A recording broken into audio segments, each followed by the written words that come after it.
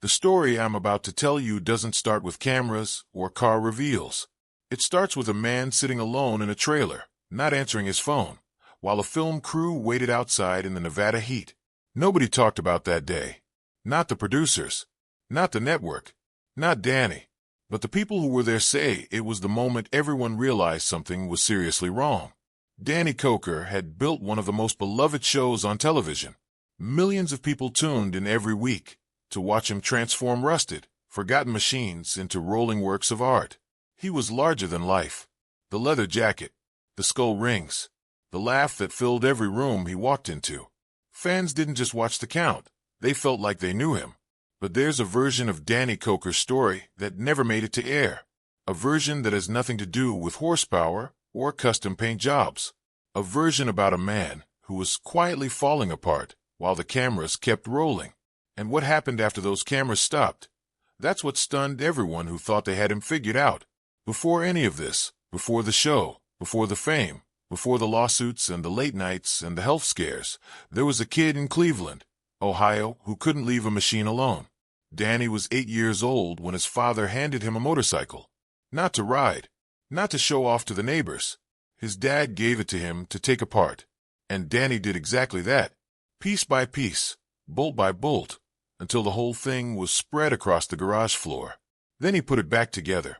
That moment wired something in him that no school could teach. It wasn't just mechanical instinct. It was the need to understand how broken things could be made whole again. His father was an executive at Ford. Cars were the language of the household. But there was something else in that house, music.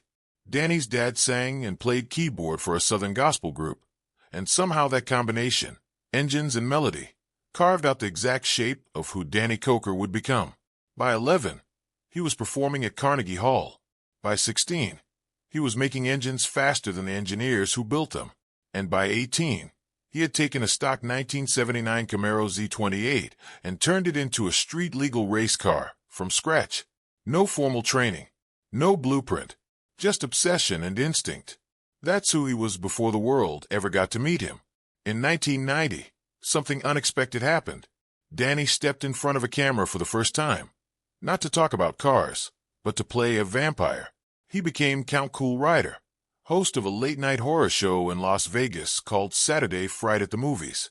He wore the cape, the sunglasses, cracked jokes in an accent borrowed from his Yugoslavian grandparents, and introduced campy horror films to Las Vegas living rooms every weekend.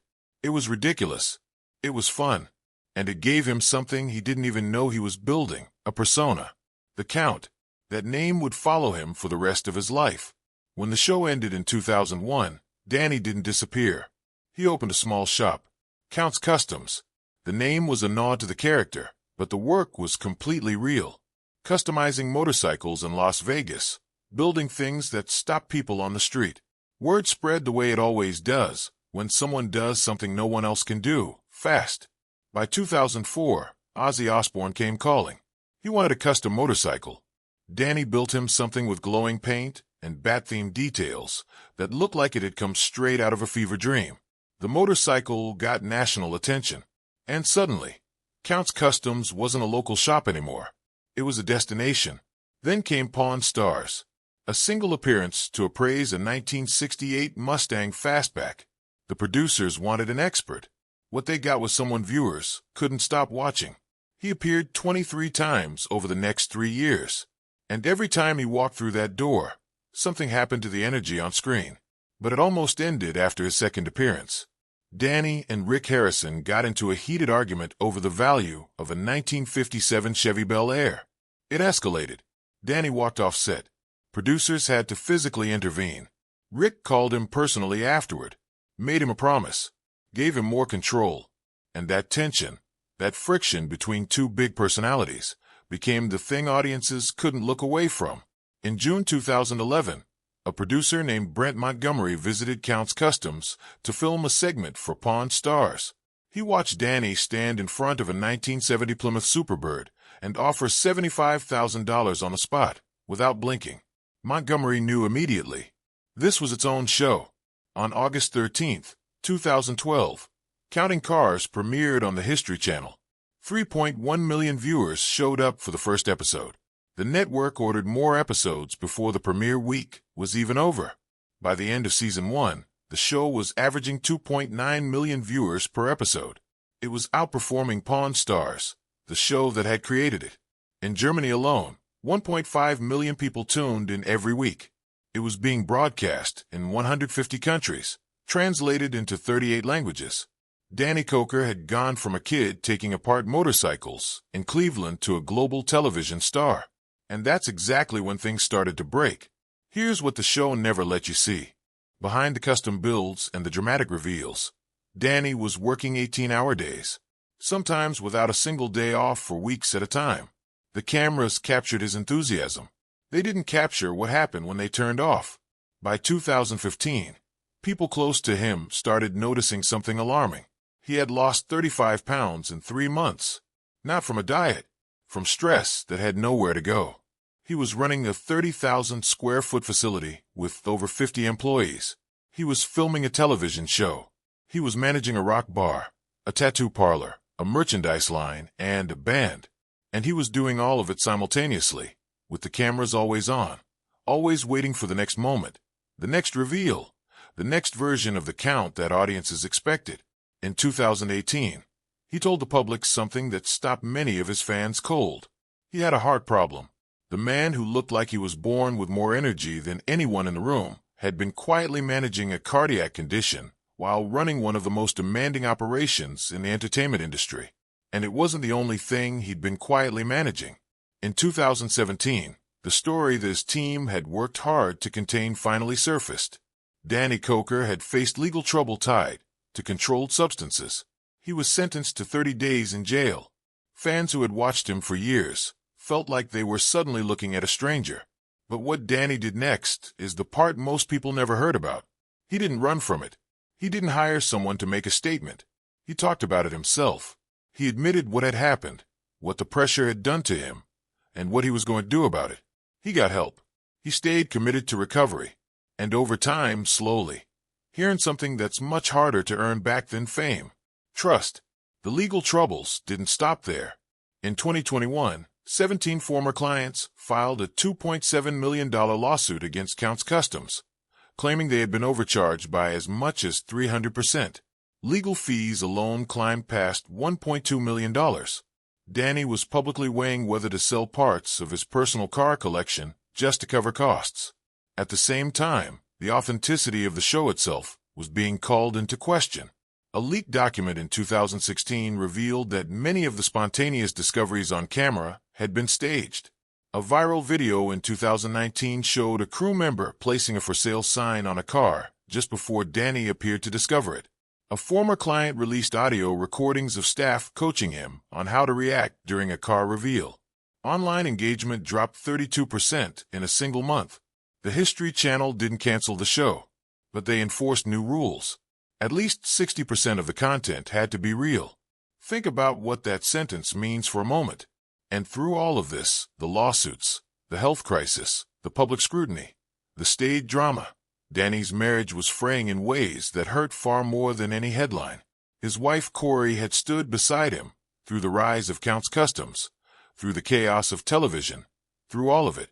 But by 2019, she said publicly that she felt like a television widow, that they hadn't taken a vacation together in 3 years, that somewhere along the way, she had stopped being his partner and started being a supporting character in his brand. By 2020, she filed for separation. Danny, who had poured everything he had into building something for the world to see, was watching the most important thing in his life slip away in private. And then, on Christmas Day 2020, something shifted. The two of them had a conversation. A real one. Not for cameras, not for fans, not for the show. Just two people who had built a life together, trying to figure out if it was worth saving. It was. They reconciled. And Danny made a decision that surprised everyone who had watched him grind for 30 years, without stopping. He was going to step back, cut the episode count, reduce the pace, choose the person over the persona. On December 14th, 2021, the History Channel quietly announced that Counting Cars was over. No finale, no farewell episode, no send-off for the fans who had watched for 10 seasons. The last episode, Mustang Madness, had already aired. Danny didn't know it was the last one when it aired. His final tweet before the news broke said, "Tune in tomorrow night for an all-new episode of Counting Cars. You won't want to miss this one." He had no idea. For 47 days after the cancellation, Danny said nothing publicly. No posts, no interviews, no explanations. Kustoms quietly removed all mentions of the show from their website without a word. Fans started to panic. Some thought he was under a contractual gag order. Some thought he had sold the shop. A jacket from Season 3 sold for $7,500 on eBay. People were buying pieces of something they were afraid was gone forever. Then, on January 30th, 2022, a single Instagram post appeared. A photo of Danny standing next to a partially restored 1957 Chevy Bel Air. The caption read, "The road ahead may be uncertain, but the journey never ends.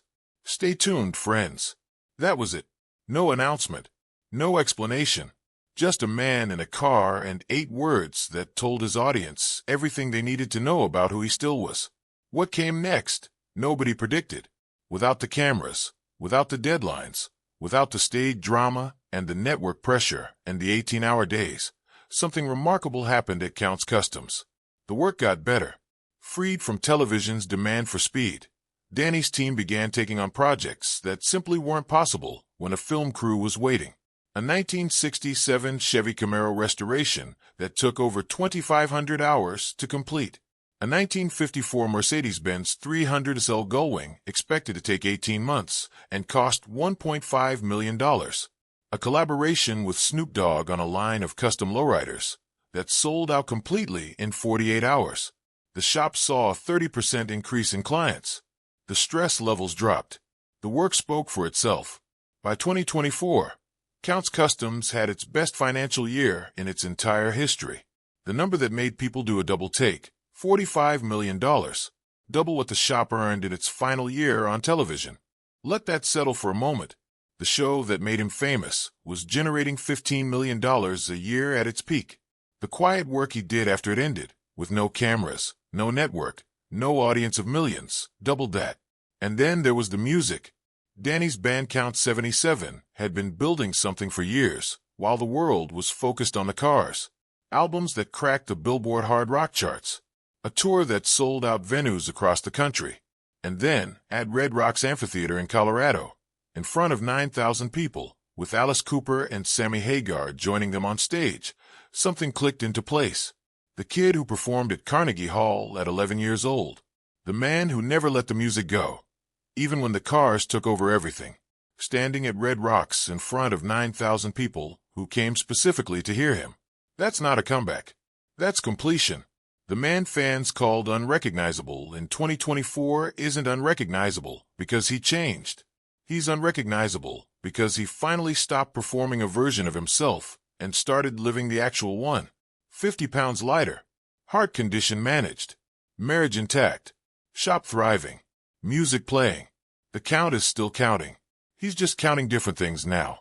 And if you've ever watched someone you admired hit the floor and wondered whether they had anything left, Danny Koker's answer is sitting in a Las Vegas workshop right now, getting built by hand, one piece at a time, just like it always was.